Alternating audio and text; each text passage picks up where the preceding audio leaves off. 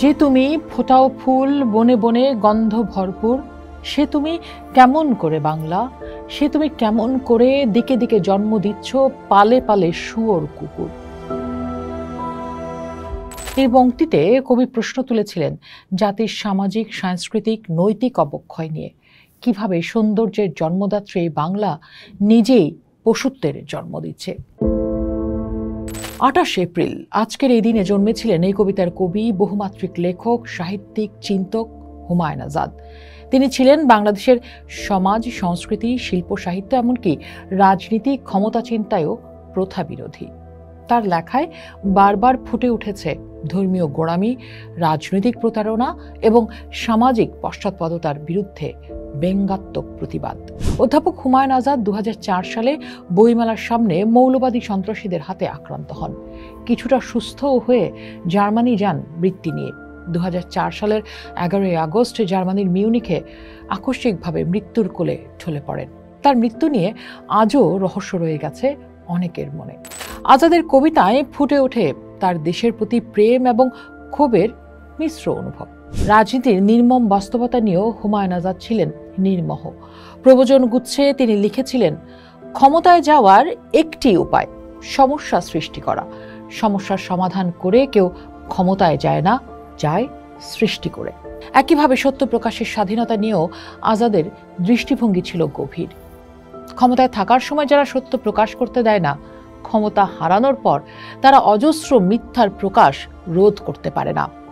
তিনি বলেছেন, বাংলার প্রতিটি ক্ষমতাধিকারী দল সংখ্যাগরিষ্ঠ দুর্বৃত্তদের সংঘ। তিনি দেখিয়েছিলেন, কর্তৃত্ববাদী শাসকেরা যখন সত্যকে দমন করে, তখন ইতিহাসের প্রতিশোধ আসে মিথ্যার অজস্র বিস্ফোরণ দিয়ে। বাঙালির আন্দোলন ও তার স্মৃতিভংসতা নিয়েও হুমায়ুন আজাদের পর্যবেক্ষণ ছিল তীক্ষ্ণ। তিনি বলেছিলেন, বাঙালি আন্দোলন করে, সাধারণত ব্যর্থ হয়, কখনো কখনো সফল হয়, এবং সফল হওয়ার পর মনে থাকে না কেন তারা আন্দোলন করেছিল। এখানে তিনি ইঙ্গিত করেছিলেন একটি জাতিগত প্রবণতার দিকে, কিভাবে সাফল্যের পর আন্দোলনের মূল চেতনা হারিয়ে যায় আর ইতিহাসের পুনরাবৃত্তি হয়। 71-এর আদর্শ চেতনা যেমন আমরা ভুলেছি, তেমনি সম্প্রতি জুলাই আন্দোলনের চেতনা ও সাফল্যকেও আমরা বিদ্বেষ, বিভক্তি, মব ভায়োলেন্স দিয়ে ম্লান করে চলেছি।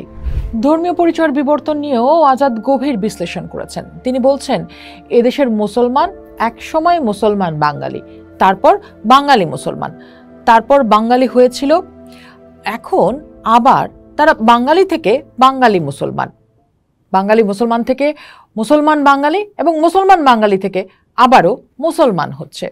এখানে তিনি ইতিহাসের ঘূর্ণিপাক তুলে ধরেছিলেন, কিভাবে আত্মপরিচয় বারবার ধর্মীয় জাতীয়তাবাদের দিকে সরে যাচ্ছে। নেতৃত্ব এবং দালালির রাজনীতির কথা বলতে গিয়ে হুমায়ুন আজাদ বলেছিলেন, তৃতীয় বিশ্বের নেতা হওয়ার জন্য দুটি জিনিস দরকার, বন্দুক এবং কবর। আরেক প্রবচনে আজাদ বলেছিলেন, এই বদ্বীপে দালালি ছাড়া ফুলও ফোটে না, মেঘও নামে না। এসব কথায় ফুটে ওঠে তার হতাশা, ক্ষোভ আর সজাগ অনুধাবন। এই অঞ্চলে দুর্নীতি আর সহিংসতা ছাড়া কিছুই বিকাশ লাভ করেনি। প্রবচন গুচ্ছে তিনি বলছেন, বাংলাদেশের রাজনীতিকেরা স্থূল মানুষ, তারা সৌন্দর্য বোঝে না বলে গণতন্ত্রও বোঝে না, শুধু লাইসেন্স, পারমিট, মন্ত্রীগিরি বোঝে। এটা যেমন একটা ভাবার দিক, তেমনি এই রাজনীতিবিদরাই দেশ, রাষ্ট্র, জাতি গঠনে ভূমিকা রেখেছে। আবার এই রাজনীতিবিদরাই সমাজকে করেছেন সংকীর্ণ, গণতন্ত্রকে করেছে রুদ্ধ। আজকে এই মুহূর্তে দাঁড়িয়ে বহু বছর আগে তার বলে যাওয়া কথাগুলো আমি আপনি একইভাবে অনুধাবন করছি, কারণ আমি আপনি এখনো সেই সংকটেই আছি যেখানে তিনি দেখতে পেয়েছিলেন অনেক দূর। আজ তার জন্মদিন। আজ তার শুধু জন্মদিন বলে এই আলাপ করছি না আমরা, বরং তার কাজই তার জন্মকে গুরুত্বপূর্ণ করে গেছে। তিনি জীবন দিয়ে দেখিয়ে গিয়েছেন যে সত্য কথা বলে তার জীবন কখনো নিরাপদ থাকে না, কিন্তু সত্য কথা চিরকাল জেগে থাকে মানুষের হৃদয়ে। পোস্ট দেখুন, ভাবুন, করুন, পোস্টের সাথেই থাকুন।